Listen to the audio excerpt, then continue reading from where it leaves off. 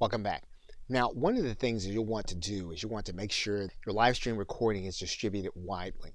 And so to do that, you may need to make sure that all of the information in it is going to be appropriate.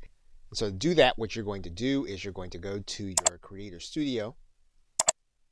Once you get inside your Creator Studio, what you're going to do is you're going to find the live stream that you did, and you're then going to click the Edit button.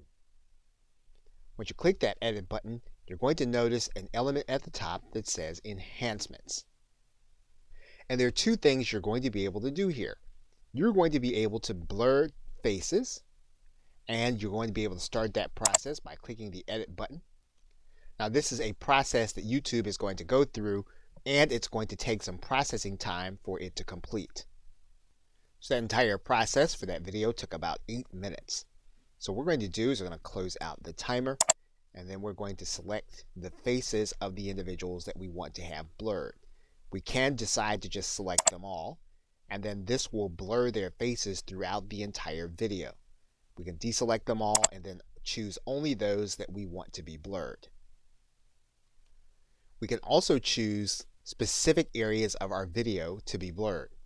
So we click this Edit button. What's going to happen is we're going to then select where we want the blurring to occur.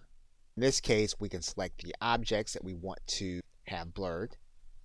And when we find one, we can just drag out our bar and then click Done. We do that. Once it's been applied, we can save this, and we can have this video saved in place, or we can save it entirely as a new video. Okay, so with that, thanks, and I will see you in the next video.